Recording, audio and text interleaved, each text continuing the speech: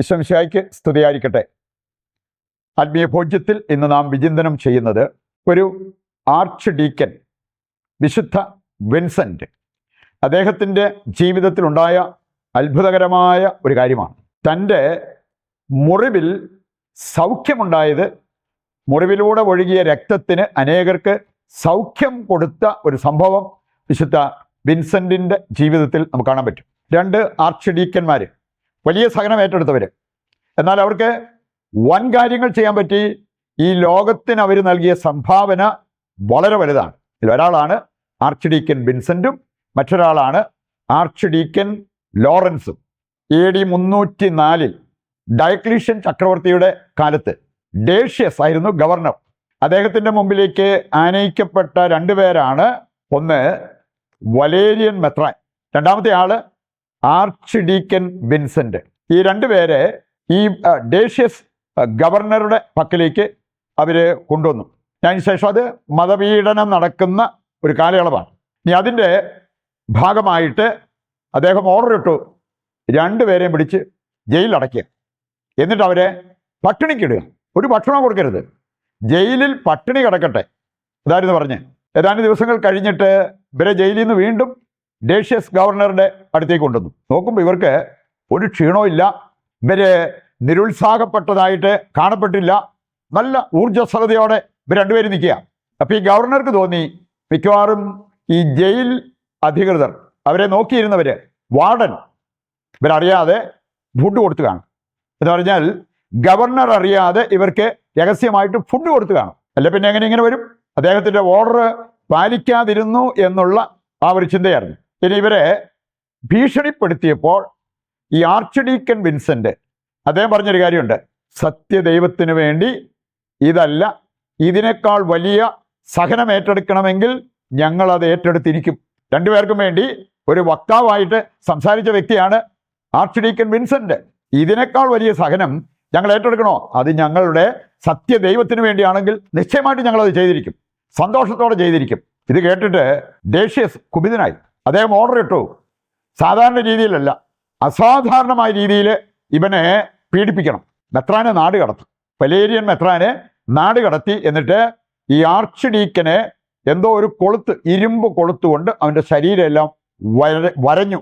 മീനൊക്കെ നമ്മൾ ഉണങ്ങാൻ വേണ്ടി ക്ലീൻ ചെയ്ത് വരഞ്ഞ് ഉപ്പും മുളകും പുരട്ടും പോലെ അവൻ്റെ ശരീരം മുഴുവനും വരഞ്ഞു കീറി. എന്നിട്ട് ചെയ്തൊരു കാര്യം, ആ മുറിവേലേക്ക് ഉപ്പും മുളകും തേച്ചു. എങ്ങനെ ഇരിക്കും? നമുക്ക് ചിന്തിക്കാൻ പറ്റുമോ? നമുക്ക് ഊഹിക്കാവുന്ന സഹനമാണ്. മുളകും ഉപ്പും ആ മുറിവെ പുരട്ടി. മാത്രമല്ല, പഴുപ്പിച്ച ഇരുമ്പ് കസേരയിൽ അവനെ ഇരുത്തി. ഒന്നിരുത്തി പെട്ടെന്ന് അവിടുന്ന് മാറ്റുക, എന്നിട്ട് ഏകാന്തവാസം. അദ്ദേഹത്തിൻ്റെ ലക്ഷ്യം ഇതൊരുമാതിരി ഒന്ന് ഉണങ്ങിക്കഴിയുമ്പോൾ വീണ്ടും കൊണ്ടുവന്നിരുത്തുക. അങ്ങനെ കൊല്ലാതെ കൊല്ലുന്ന പോലെ സഹനം കൊടുക്കുക, പീഡിപ്പിക്കുക, ഇതായിരുന്നു ഡേഷ്യസിൻ്റെ ഉദ്ദേശം. പക്ഷെ അത് നടന്നില്ല. അതിനു മുമ്പ് ഈ മനുഷ്യൻ മരണപ്പെട്ടു. വീണ്ടും അങ്ങനെ ഒരു കസേര കൊണ്ടുവന്നിരുത്താനുള്ള ചാൻസ് അദ്ദേഹത്തിന് കിട്ടിയില്ല. പക്ഷെ ഒരു കാര്യം, അദ്ദേഹത്തിൻ്റെ മുറിവിൽ നിന്ന് പ്രകാശം പരക്കുന്നത് വാർഡൻ, ജയിൽ അത് സൂക്ഷിപ്പുകാരന് കാണാൻ പറ്റി. തൽക്ഷണം ആ മനുഷ്യൻ മാനസാന്തരപ്പെട്ടു. അതാണ് അദ്ദേഹത്തെക്കുറിച്ച് പറയപ്പെട്ടിരിക്കുന്ന ഒരു കാര്യം. മാത്രമല്ല, ഇദ്ദേഹം മരിച്ചു കഴിഞ്ഞപ്പോൾ ശരീരത്തിലെല്ലാം മുറിവാണ്. ആ മുറിവിൽ നിന്നൊഴുകിയ, അല്ലെങ്കിൽ ആ മുറിവ് പോയി ചുംബിച്ച വ്യക്തികൾക്കെല്ലാം സൗഖ്യമുണ്ടായി. ഇതുകൊണ്ടാണ് ഞാൻ പറഞ്ഞത്, സഹനത്തിൻ്റെ ആ ഒരു തീച്ചൂളയിലൂടെ കടന്നുപോയ, ശരീരത്ത് മുറിവേൽക്കാൻ പോലും, ആ സഹനങ്ങൾ ഏറ്റെടുക്കാൻ പോലും തയ്യാറായപ്പോൾ ആ മുറിവിനെല്ലാം സൗഖ്യം നൽകുന്ന ശക്തി ഉണ്ടായി. അതാണ് വിശുദ്ധ വിൻസെൻറ്റിൻ്റെ ജീവിതത്തിലേക്ക് നോക്കുമ്പോൾ നമ്മൾ കാണുക. ഇതുപോലെ തന്നെ ഒരു ആർച്ച് ഡീക്കൻ വിശുദ്ധ ലോറൻസ്, അദ്ദേഹം നമ്മെ വലിയൊരു കാര്യം പഠിപ്പിക്കുന്നത് നമുക്ക് കാണാൻ പറ്റും. ലോറൻസ് ദൈവത്തോടുള്ള സ്നേഹത്തെ പ്രതി ദരിദ്രരായിട്ടുള്ളവരെ സഭയുടെ സമ്പത്തെല്ലാം എടുത്ത് സഹായിച്ചു. അത് അന്നത്തെ മാർപ്പാപ്പ ആവശ്യപ്പെട്ടതനുസരിച്ചാണ് അദ്ദേഹം ചെയ്തത്. ഇനി ഭരണാധികാരികൾ വന്നിട്ട് അവനോട് ചോദിച്ചു, അവിടെ സഭയുടെ സമ്പത്തെല്ലാം, സ്വർണവും പണവും അങ്ങനെയുള്ള കാര്യങ്ങളെല്ലാം ഈ പാവപ്പെട്ടവരെല്ലാം നിരത്തി നിർത്തിയിട്ട് ലോറൻസ് പറഞ്ഞു, ഇതാണ് സഭയുടെ സമ്പത്ത്. അത് കേട്ടിട്ട് ദേഷ്യം കയറിയ ഭരണാധികാരി ഓർഡർ ഇട്ടു അവനെ ക്രൂരമായിട്ട് പീഡിപ്പിക്കാൻ. അതിന് തിരഞ്ഞെടുത്തൊരു കാര്യമാണ് ഇരുമ്പ് പലക, അതിലേക്ക് കയ്യും കാലും കൂച്ചി കെട്ടി കടത്തി. എന്നിട്ട് അടി തീയിട്ടു. നമ്മൾ കാണുന്നു ഇത്രയും വലിയ സഹനമായിരുന്നെങ്കിലും ഒരു പുഞ്ചിരിയോടുകൂടിയാണ് ലോറൻസ് പറഞ്ഞത്, ഒരു വശം വെന്തെന്നാ തോന്നുന്നത്, ഇനി വേണമെങ്കിൽ മറിച്ചിട്ടോളാം. സാധാരണക്കാർക്ക് അതുപോലെ ദൈവത്തോടുള്ള സ്നേഹത്തിൽ വളരാത്തവർക്ക് ഇങ്ങനെ വല്ലതും ചെയ്യാൻ പറ്റുമോ? ഇങ്ങനെയുള്ള അവസരങ്ങളിൽ ചെറിയൊരു മുറിവ്, ചെറിയൊരു സഹനം, അതിൻ്റെ പേരിൽ ഒരുപാട് കടന്ന് പ്രതികരിക്കുന്ന വ്യക്തികളെ ഒരുപക്ഷെ നമ്മൾ കാണും. അവർക്കൊക്കെ ഒരു മാതൃകയായി മാറേണ്ട വ്യക്തിയാണ് വിശുദ്ധ ലോറൻസ്, വിശുദ്ധ വിൻസെന്റ് എന്നീ വിശുദ്ധർ. നമുക്ക് ഇതിൻ്റെ വെളിച്ചത്തിൽ 2-3 പ്രധാനപ്പെട്ട കാര്യങ്ങൾ മനസ്സിലാക്കിയിരിക്കാം. ഒന്നാമത്തെ കാര്യം ഇതാണ്: പ്രലോഭനങ്ങളും പരീക്ഷണങ്ങളും സഹനങ്ങളും ഒക്കെ വരുമ്പോൾ അവയെ അതിജീവിച്ച് മുന്നോട്ട് പോകാൻ പറ്റുന്നത് പ്രാർത്ഥിക്കുന്നവർക്കാണ്. അന്ത്യോക്യയിലെ വിശുദ്ധ ഇഗ്നേഷ്യസ് അദ്ദേഹത്തെ കൈകാലുകൾ ബന്ധിച്ച് സിംഹങ്ങളുടെ മടയിലേക്ക് കൊണ്ടുപോകുമ്പോൾ പ്രാർത്ഥിച്ചാണ് പോയത്.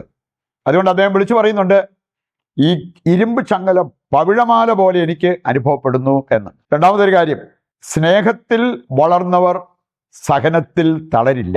സഹനം വരുമ്പോൾ പെട്ടെന്ന് തളർന്നു പോകുന്നത് സ്നേഹത്തിൽ വളരാത്തവരാണ്. മത്തായി 16:24 പറഞ്ഞിട്ടുണ്ടല്ലോ, ദൈവത്തെ, യേശുവിനെ അനുഗമിക്കാൻ ആരെങ്കിലും ആഗ്രഹിക്കുന്നുണ്ടെങ്കിൽ സഹിക്കാൻ തയ്യാറാകണം, സ്വയം പരിത്യജിക്കാൻ തയ്യാറാകണം. 2 തീമോത്തി 3:12 ആണെങ്കിലും പറയുന്നത്, യേശുവിനോട് ഐക്യപ്പെട്ട് വിശുദ്ധ ജീവിതം നയിക്കാൻ ആഗ്രഹിക്കുന്നവർ പീഡിപ്പിക്കപ്പെടും.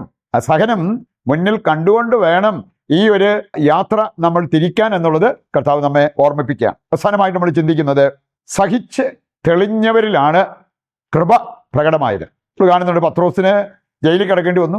ആ സഹനം സന്തോഷത്തോടെ ഏറ്റെടുത്ത് പല സംഭവങ്ങൾ, ജയിലിലടച്ച പല സംഭവങ്ങൾ പത്രോസിനെ കുറിച്ച് അപ്പസ്തോല പ്രവർത്തനങ്ങളിലുണ്ട്.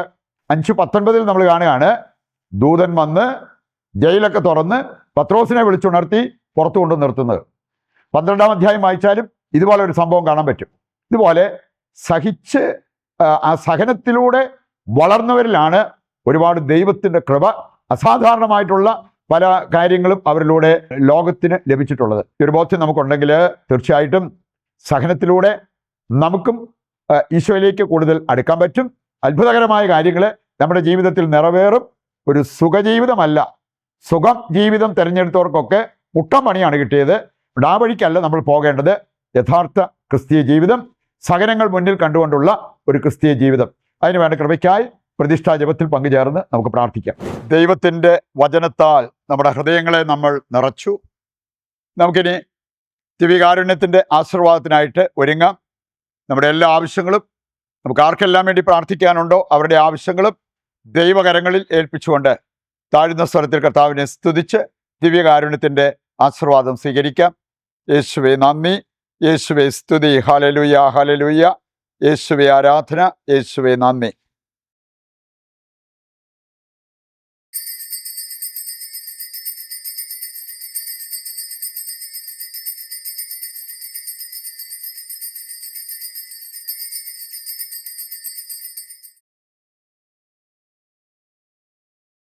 പരിശുദ്ധ പരമ ദിവ്യകാരുണ്യത്തിന് എന്നേരവും ആരാധനയും സ്തുതിയും പുകഴ്ചയും ഉണ്ടായിരിക്കട്ടെ. മറ്റൊരു എപ്പിസോഡുമായി നാളെ വീണ്ടും നമുക്ക് ഒന്നിക്കാം. ദൈവം നിങ്ങളെ സമൃദ്ധമായി അനുഗ്രഹിക്കട്ടെ.